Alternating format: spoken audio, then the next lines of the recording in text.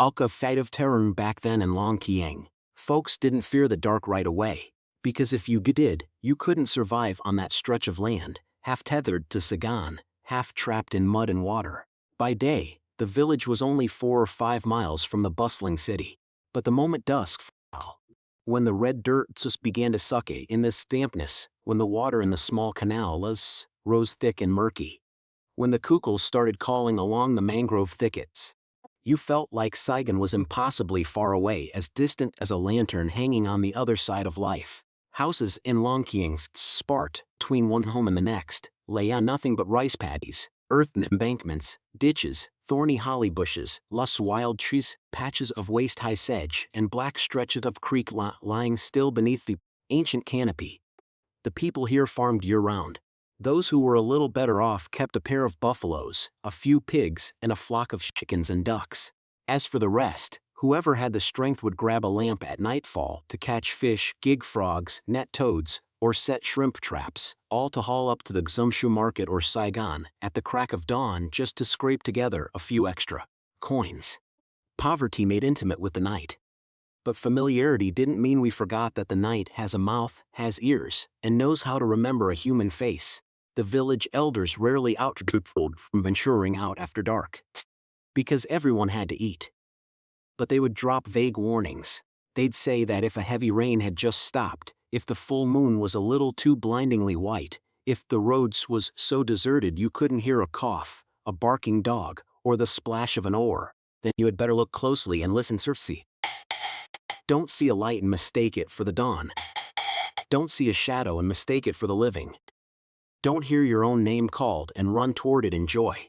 Because in Long Kieng, there were roads that didn't just connect the fields to the market, or the house to the ferry dock.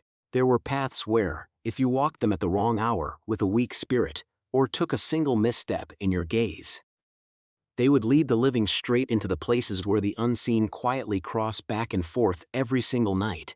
That afternoon, the sky was a dry golden hue when black clouds rolled in out of nowhere, low and heavy, pressing down on the erica palms, the thatched roofs, and the surface of the fields. The wind raced across the paddies first, flattening the rice in waves as if a massive hand were sweeping over them. Then thunder cracked in the distance, followed by the first drops of rain. It was sparse at first, huge drops against the dirt yard with a dull thud, but in an instant it was pouring, as if someone had upended a giant urn of water right over the village. Ditches overflowed, the small canals swelled, the earthen banks grew soggy, and the frog and toad holes were flooded out. Inside the house, Silas sat on the wooden bed, listening to the rain batter the palm leaf roof for a long time. He was a farmer who read the sky with his eyes, his skin, and the smell of the earth. He only needed to hear the heaviness of the rain to know the frogs would be swarming the banks tonight. An unseasonal downpour like this was pure gold for a frog catcher. Once their foals flooded, drowned Thomas, it ate, sitting perfectly still under the glare of a carbide lamp, leaving the hunter with nothing to do but snatch them and drop them into the woven basket. Silas stood up and walked out to the veranda to look. The rain had eased into a light drizzle. He stepped back inside, opened the cabinet, and pulled out his gear. His two-pronged gig, the carbide lamp, a sturdy woven skit, and a cloth sack just in case he caught a massive haul. As he packed, he muttered to himself, his voice carrying the quiet thrill of a man anticipating a jackpot. Man, with rain like this, they'll be everywhere. Looks like a heavy haul tonight.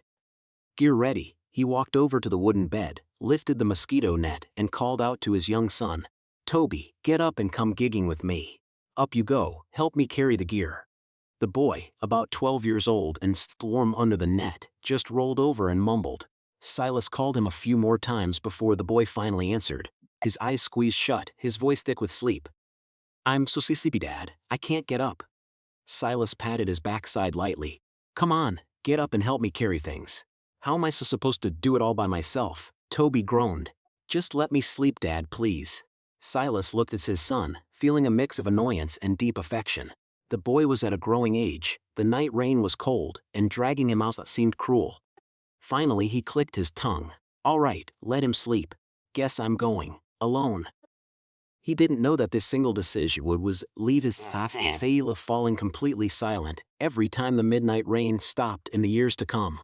Because if Toby had gone with him, there was no guarantee the boy would have brought his soul back intact. Silas slung the sack over his shoulder, draped his palm leaf raincoat over himself, gripped the gig in one hand and the lamp in the other, left the door slightly ajar, and stepped out into the yard. The post-rain fields exhaled the scent of fresh mud, crushed grass, rotting leaves, and water-swollen canals. The chorus of frogs and toods erupted from every direction, some deep, some high, some sounding like wooden temple blocks, others drawing out like moans. Some echoing from the deep ditches, others answering from the rice banks. He wasn't foolish enough to wade deep into the mangrove canal or the dead tree fields, no matter how many frogs were there, because those stretches were notoriously haunted. They'd seen a newborn infant lying on the paddy bank wailing into the night. They'd seen a pair of arms drop from nowhere, then a torso, and finally a head snapping into place, forming a figure that wandered without ever touching the ground. Sometimes they'd even seen about, its tongue lolling out down its limbs, alternating between a gristly green and bruised soaking purple, flapping back and forth with a sickening smack. Silas wasn't a coward, but he wasn't the type to gamble with his life either. He told himself he'd just circle Uncle Quint's fields, then skirt the edge of Mr. Hayes's property, and that would be enough. But there were some more frogs that night. He hadn't been out of the house long before his woven basket was full. Every single one of them was massive, their skin slick and shiny, sitting perfectly still, as if someone had neatly arranged them for him. He dumped the first batch into his cloth sack, tied it off, rubbed his hands together and muttered to himself, "Not bad at all. If I just push a bit further into Mr. I'll have a full sack for sure." The greed of the poor is sometimes nothing more than a few pounds of frog meat, a couple of coins, a bowl of porridge, with a little extra fish sauce.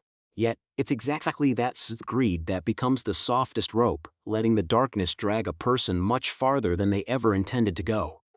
The path into Mr.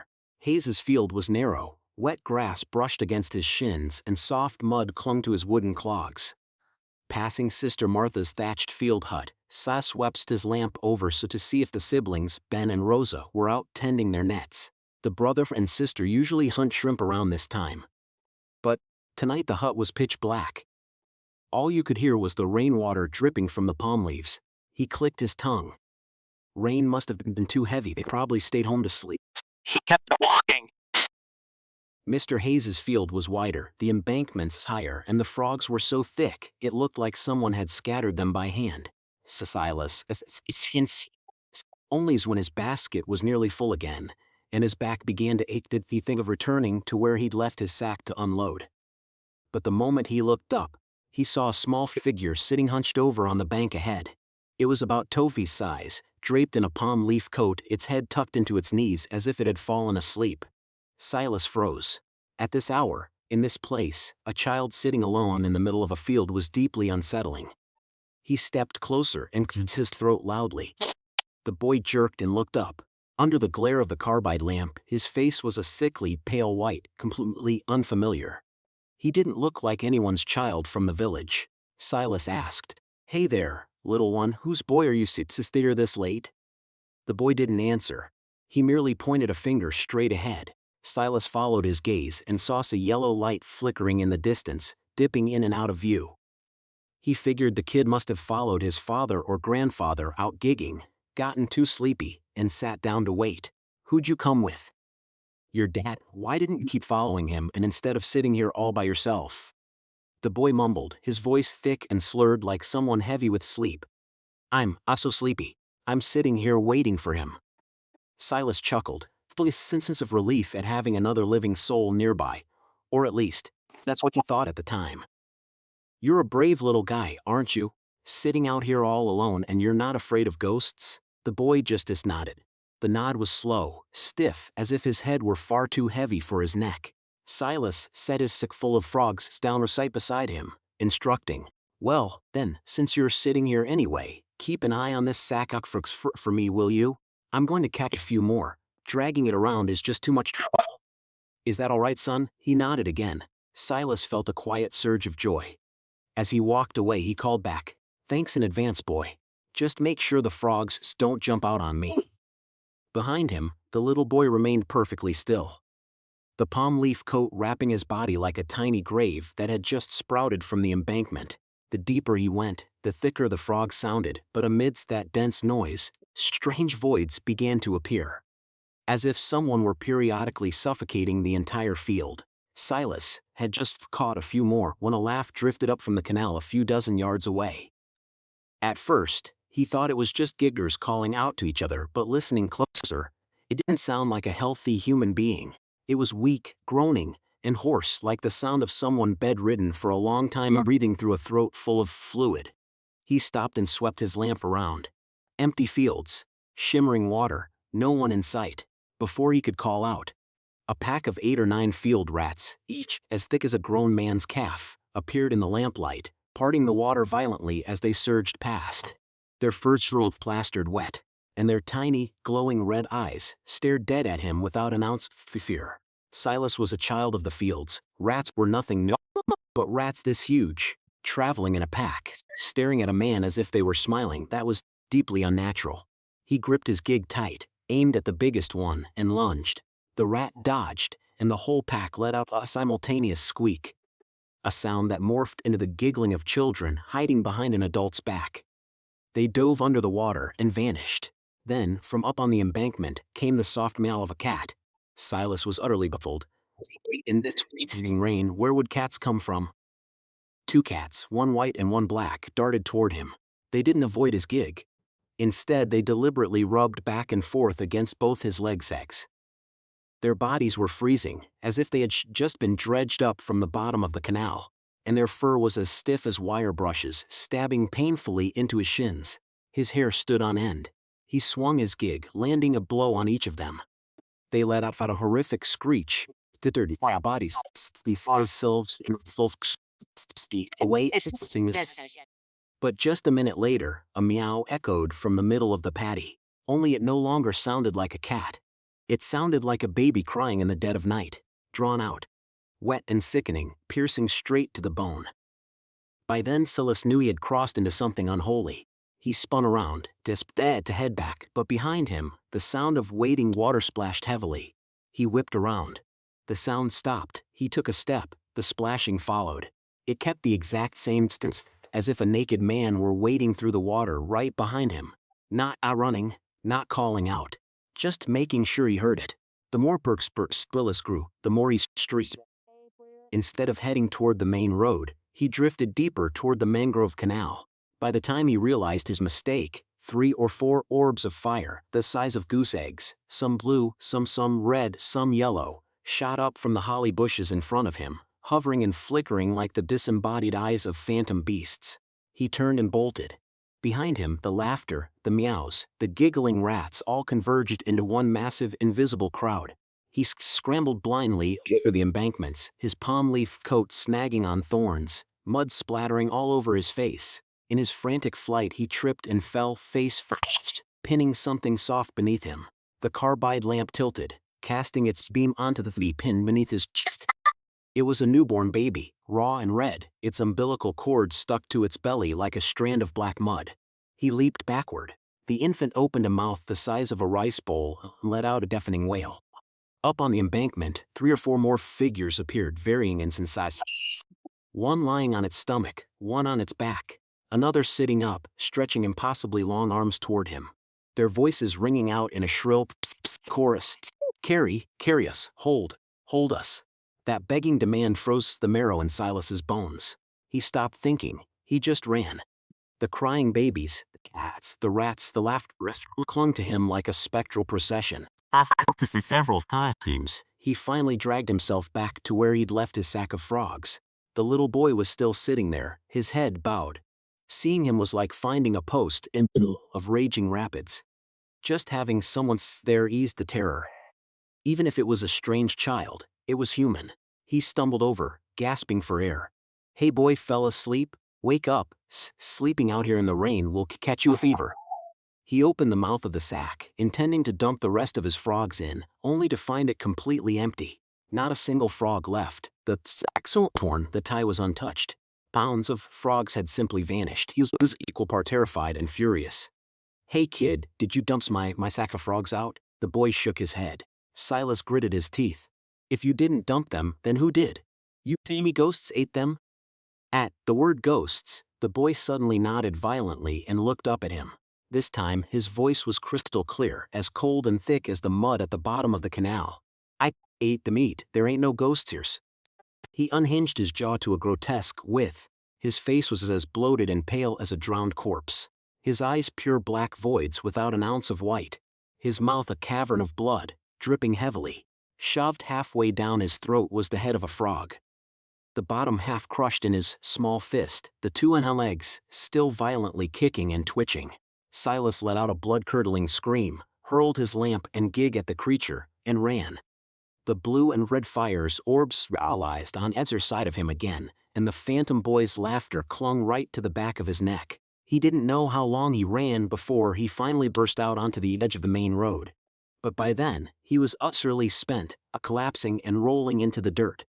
Just before he passed out, through eyes blurred by mud and rain, he saw another light approaching from a distance. Not the blue and red spectral fire, but the warm yellow glow of a fisherman checking his nets. The man holding that lamp was Ben. After checking his nets one last time, Ben was about to head home when he heard a blood-curdling scream echoing across the fields, followed by the sight of a lamp tumbling down and its flames snuffing out. Just fallen into the paddy. He shouldered his bamboo pole and sprinted toward the road. Ben was by no means reckless, but when you make your living off the rivers and fields, ignoring a cry for help makes it awfully hard to look at your own reflections in the water ever again. By the time he arrived, Silas was curled up on the side of the road, his clothes caked in mud, his face deathly pale, his lips still mumbling in broken fragments. "The frogs?" "He ate the frogs." The little boy bent down to support him, shaking him hard. Uncle Silas, wake up, it's me, Ben." But Silas just stared wide-eyed past Ben's shoulder, as if seeing nothing standing right behind him. Ben whipped around. Not far away, on the edge of the field stood a small boy draped in palm leaves, head tilted to one side. Beside him stood a man dressed in pristine white, holding a carbide lamp, his face massive and chalky pale. The man in white didn't step closer. He merely raised his lamp high and asked in a perfectly flat voice, "What kind of terror did you see?" Hearing that voice, Silas let out a choked gasp and fainted dead away. A freeze chill shot from the nape of Ben's neck straight down his spine. But in that moment, he didn't run. He took his bamboo pole and struck the dirt road 3 heavy times, the old way of steadying the spirit, and bellowed, "Saving the living. Do not come any closer." The man in white turned to look at him. The gaze wasn't angry, wasn't vicious. It was just agonizingly hollow, like a fisherman watching a tiny fish throw itself straight into the net. The little boy standing next to him opened his mouth to smile, revealing a wet, bloody mess still chewed between his teeth. Then, both of them slipped back into the mist, not stepping, but drifting, dissolving away into the chorus of frogs that was rising up again. As if absolutely nothing had happened. Ben didn't dare carry Silas home by himself right away. The penis was heavy and the road was a slick. He dragged him close to the shoulder, draped the palm leaf coat over him for cover, and sprinted toward the nearest house to find help. Strangely, after running for what felt like a long time, he realized he was just going on the same stretch of road. The Rach bridge behind him, then materialized in front of him. The moonlight washed the road in a uniform, blinding white, making it impossible to tell north from south. He stopped, panting heavily, and suddenly heard a rustling sound right behind him. A hulking black mass, like a crippled man dragging himself across the dirt, was tailing him. It groaned weakly, a charged black hand held up in a begging gesture, the crawling ghost of Rach. Normally, if he had encountered it alone, Ben might have lost his temper and taken a swing at it with his stick. But knife was different. He had just seen what had walked with Silas. He had just ripped a man straight from a group of firsts. The shadow behind him no longer felt like a solitary obstacle. It felt like a piece of the mob he had just interrupted, now quietly fusing onto his path home. It didn't try to scare him aggressively. It clung. When he walked slow, it dragged slow. When he walked fast, its rustling picked up the pace. Its groans occasionally twisted into the voices of the infants demanding to be held from earlier, and sometimes warped into Silas's mumbled words, "Heats frosks," making Ben realize that the thing trailing him wasn't just the old crawling ghost of the road. It was the entire night, burying its weight into his shoulders. He gritted his teeth, spun around and roared, "I still have to fetch help to save Uncle Silas. If you want to haunt me, save it for another night." The groaning ceased for a moment. Then, from the direction of the fields came the low, menacing growl of a dog. A massive black dog bolted out of the dark, slamming viciously into the crawling ghost. The shadow shrieked and evaporated. On any other night, Ben would have reversed, knowing that black dogs, the spirits. But after seeing the little boy and the man in white, he wasn't going to trust anything that easily. The dog walked about 10 paces ahead of him, casually leading the way. It turned its head to look at him a few times. Its eyes wet and black, its posture as if waiting for him. Ben didn't walk too closely, but he didn't chase it away either. He kept his distance, his grip tight on the bamboo pole. At the foot of the rock bridge, the dog stopped.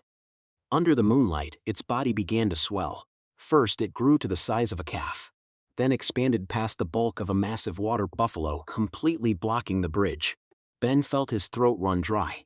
It let out a deep, guttural growl that sounded like a breeding bull, then hurled itself into the river. There was no massive splash, only a tiny plop, like a pebble dropping into the water. The very next second, the groans of the sick echoed from beneath the bridge, overlapping each other, dismal and damp. But this time, among those groans was a new, eerie voice. It sounds exactly like the man in white from earlier. Why bother saving him? Just let him lie there, and once the night passes, it'll all be over. Sebin set down his shrimp-catching gear, stomped bamboo pole violently against the planks of the bridge, and roared, "Shut up!" The groans didn't stop immediately. They merely lowered into a simmering murmur beneath the floorboards like a small pot coming to a boil. Ben walked across the bridge. He didn't run, because he knew that running was how they caught the rhythm of your breath. He walked agonizingly slow, hearing his every footstep on the wood, hearing the river flowing beneath, hearing the sensation of multiple things crawling along right behind him, just too terrified to overtake him. Once across the bridge, he thought he would finally reach the nearby houses. But the road stretched on unnaturally. The rain tree on the shoulder repeated its crooked lean. The patch of grass repeated the exact same gap. The moon repeated the exact same sliver of light over the pothole right at his feet. Ben realized he was being led astray. He stopped, took a few deep breaths, and recalled what his grandfather had once told him. If the spirits are leading you, look ahead. Look down at your own footprints, focus on something real that belongs to you, and walk. He tore a small strip of cloth from the hem of his shirt, tied it to the tip of his bamboo pole, and every few dozen steps, he would press the timber pole into the mud to leave a mark. The first time he looked back, the mark was still there. The second time, it remained. The third time, the mark vanished, replaced by a smear of mud that looked exactly like the elongated drag of a child's hand. Ben Zen's blood ran cold, but he didn't scream. He knew that if he collapsed, Silas would be left lying out on the dirt road until an hour morning without a soul knowing. He turned toward the direction where the frogs sounded the thickest, since homes were usually built fields where people set their nets, and kept walking. From the two rain trees bordering the road, a white bird launched itself into the sky, circled once above his head, and let out a mournful shriek. His foot suddenly stepped on something wet and squishy, followed by a hissing sound like an inflated pig's bladder losing air. In the wind, the squealing of a slaughtered pig rang out. But by this point, Ben no longer felt like he was facing individual ghosts. They all felt like fragmented limbs of a single massive entity, a body woven from the memories of the land itself, from the roadkill, the children dead in the paddies, the drowned dogs at the bridge, the abandoned schools, the cries that no one ever claimed. They were taking turns dragging him down, not crushing him all at once, but slowly wearing him out, filling him with doubt, making him slowly want to abandon the man lying in the mud behind him. Nearly an hour later, his throat raw and the hand gripping the pole aching, Ben saw the Tan Quy primary school emerge beneath the moonlight. He remembered there were houses not far from the school. If he could just get stit, he could call for help. But as he drew near, a rustling sound echoed from within the schoolhouse, followed by the sharp clack-clack of a wooden ruler striking a desk. At the sound of the ruler, the rustling died instantly, replaced by a chorus of children out their lessons. Their reading was muffled at first, but slowly, every syllable warped and twisted until they were chanting his name. Ben. Ben. Stopped dead in his tracks. On the roof of the classroom, a tower spins, white shadow appeared. Long black hair spilled all the way down the eaves. Its body as stark white as a burial shroud. Its face and limbs a ghastly, bruised blue. It didn't step, it merely drifted from the roof, down to the courtyard, heading straight for the gate. If he kept the lot walking, they would collide right at the school tent. Ben looked behind him. The road he had just traveled was empty, but far in the distance, two small, white figures seemed to be standing and waiting. He understood that this wasn't just a school gate.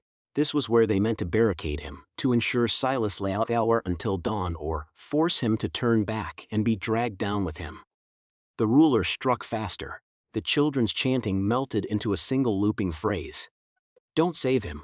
Don't save him. Don't save him. Ben's chest tightened, not just from fear, but because a cowardly thought had suddenly crept into his mind. If I just abandon Uncle Silas, could I make it out alive? The mere thought flushed his face with burning shame. He bit down hard on his lip, the sharp tang of blood flooding his mouth and snapping him back to reality. He thought of his sick mother at home, of his sister Rosa being away, of the baskets of shrimp waiting to be sold, and of Silas lying in the freezing mud out on the road. Then he gathered every ounce of air in his lungs, threw his head back and mimicked the crow roof through. Cock-a-doodle-doo? The fake crow tore through the air, crisp and sharp. The white shadow faltered. The chanting in the school snapped to a halt. But it only paused for a heartbeat before drifting forward again, as if realizing the sound belonged to a human. Ben crowed again, his throat searing with pain, his voice turning hoarse. The white shadow drifted closer. It's ordinary hair, but thick, wet black seaweed, with tiny things squirming inside it. He thought he wasn't going to make it, but his desperate fake crow had actually woken a real rooster in the nearby hamlet. A true crow rang out. Then a second and a third. In roosters answered each other, shattering the heavy tuxy midnight moonlight draped over the road. The white tower whipped around us late drifted into schools. The ruler stopped. The children went dead silent. The classroom door slammed shut with a violent crash, even though he hadn't seen it open to begin with. Ben didn't linger. He sprinted toward the hamlet, and this time, the road didn't stretch on forever. Before long, he saw the warm glow of a hearth fire through a house. He hammered on the door, his voice so hoarse it was barely a whisper. Someone's sis passed out dead on the road. It's Uncle Silas. Please, come out and help me. By the break of dawn, Barry, Kent, Sam, and a few others was home on their backs. The story of who actually found him would later be told in countless different ways. Some remembered that it was the three of them who stumbled upon him out in the fields first. Some recalled Ben hammering on their doors to wake them. Swore that when they arrived, Ben was just standing there, his face as white as paper, still clutching his mud-stained bamboo pole, unable to string together a complete sentence. But in Silas's house, that morning, when his wife, who had been boiling plain porridge, heard the shouts, so slumped on the shoulders of neighbors. She only had time to cry out to the heavens before rushing to lay him on the wooden bed. They scraped his skin with coins, rubbed him with medicated oils, and fed him hot porridge until, after a very long time, Silas finally woke up. He recounted the haunting, told them about the little boy eating the live frogs, told them about the man in white who claimed the boy as his son. When he got to the part out on the main road, he looked over at Ben. Ben was sitting in the corner of the house, his shirt still damp, his eyes sunken deep from staying awake all night. He didn't tell them the rest of his part. He only said he heard a scream, ran over, found Uncle Sis lying there, and went to fetch help. Silas looked at him for a very long time, the way a drowning man looks at the post that saved his life, completely at a loss for how to ever thank him enough. Finally he simply said, "If If it hadn't been for Ben last night, I would have lain out there till morning frozen stiff. Ben forced a smile, but there was something in that smile that was no longer as young as it had been the night before. Afterward, Barry, Kent and Sam headed out to the fields. Silas lay bedridden for days with a mild fever, waking up with a violent start in the middle of the night, sometimes opening his eyes just to ask where his sack of frogs went. As for Ben, he still had to haul his baskets of shrimp to the market that very morning. But when he hoisted the yoke onto his shoulders, he felt one side way heavier than the other, as if a small hand were clutching the edge of the basket. He set it down and looked closely. There was nothing but shrimp, popping and snapping against the weave. But from the very bottom of the back basket, a tiny frog that had slipped in from nowhere raised its head, stared at him with wet, bulging eyes, and instantly stiffened, dead. A few days later, the sky unleashed another heavy downpour that stopped just as quickly. Silas had recovered quite a bit. Hearing the frogs roaring outside, his gut twisted with both craving and terror. He forced Toby out of no matter what, but before they left, he stopped by Ben's house, standing out yard before finally calling out, "Ben, if you're heading out to nets tonight, let's stick close to each other, just so we can hear each other's voices if anything happens." Ben understood. Ever since that night, there was an unspoken tether between them. One man who had been dragged out of the fields, and another who, by dragging him out, had let the night memorize his face. Ben still had to go set his nets because his mother was sick, Rosa hadn't returned, and if he didn't sell shrimp, the house would be completely out of money. The moon was bright again that night after the rain. He walked out into the fields, but he no longer felt like he was just doing his daily work. Beneath every croak of a frog, it felt like there was another voice hiding. Every distant flicker of light could be the lantern of a man or the lantern of a ghost. After setting his nets, he sat in the thatched hut. Silas and Toby were gigging not far away, occasionally calling out to let each other know they were still there. At first, everything was peaceful, but the deeper they went into the night, the more Ben his harassfas a rustling sound, like students reading their lessons, blending into the sound of rainwater dripping from the eaves. He stepped out of the hut, looking out toward the Tan school, which was sensibly far away. There was no way he could hear it from here. And yet, the sharp clack-clack of a ruler striking wood echoed right beneath the floor of his hut. He gripped his bamboo pole. He didn't shout, he just stood perfectly still. Silas called out from afar. "Ben, is something wrong?" "No, just wind." But both he and Silas must knew it wasn't the wind. The horde of spirits from that night hadn't fully let go. They didn't need to manifest their true forms anymore. They merely left their stains in the sounds, in the shifting of a path, and in the way the living, from that point on, always had to measure the courage in their own hearts. Darkness fell. As time passed, life simply had to go on. Silas still worked the fields, but he never went out alone after the rain again.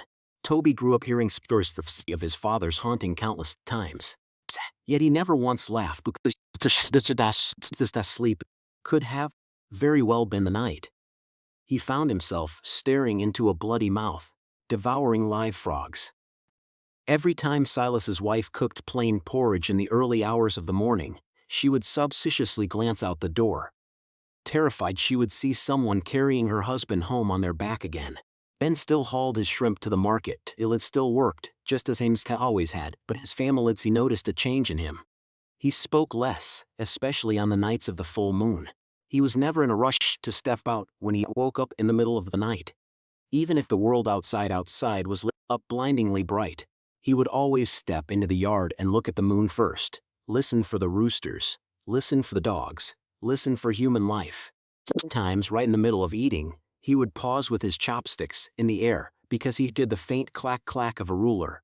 But he asked, no one else heard a thing. Sometimes, carrying his baskets past the Rukdira bridge in broad daylight, he would still glance down beneath the bridge where the muddy water flowed, and for a fleeting, terrifying second, see the shadow of a massive black dog swimming past without disturbing a single ripple on the surface. He never was afraid it would only worsen her illness. He didn't tell Rosa when she came home either. He removed warnings to his sister that from now on, if it assists the nets, they would go together. No one was to lift the level after a rain. Rosa asked if he had run into something, but he just shook his head. But that night, lying in bed and listening to him toss relentlessly on the wooden bed outside, she did Slownshik's head streaks and the truths was simply too heavy to bear speaking out loud. One early morning, a very long time after that night, Long Kieng saw another unseasonal rain. It wasn't as torrential as before, but it was relentless, enough to fill the fields with water and stir up the chorus of frogs and toads. The sky was just turning a pale white, not the glow of the moon, but the true dawn, as Ben carried his baskets of shrimp past the Tan Quy school. The mist still clung tight to the ground. The school gate was closed, the tiled roof slick with wetness, the courtyard utterly deserted. He slowed his pace, not entirely sure why. Perhaps because he hadn't heard anything for months, he desperately wanted to believe the past had finally stayed in the past. But, the moment he passed the gate, the sound of a ruler striking wood echoed from within the classroom. Clack clack, just distinct, exactly as if someone had taken a wooden ruler and brought it down hard on a desk. Ben stopped. The sun had already crested the tree line, pouring its light directly into the schoolyard, leaving no shadow dark enough for a white figure to hide in. And yet, from inside that classroom, immediately following the strike of the ruler, came the incredibly faint sound of children reciting a lesson. Distant and thin, as echoing from the bottom of a dried-up well. He couldn't make out what they were reading. But when the wind blew in from the fields, searing the scent of post-rain mud, and the layered roar of the frogs, Ben heard a soft rustle from the baskets strapped to his back, like something alive stirring inside. He didn't look back immediately. He stood in the middle of the sunlit road, his hand gripping the carrying pole tightly, staring at the closed classroom door. Then, from a great distance away, from a stretch of field where no living soul could be seen, a child's voice rang out, shrill and piercing, "Carry, carry us. Holt." Ben closed his eyes for a single heartbeat, opened them, and kept walking toward the market. The suns had risen. The road was bathed in light.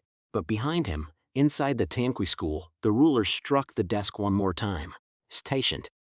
As if the night had never truly left Long Kieng.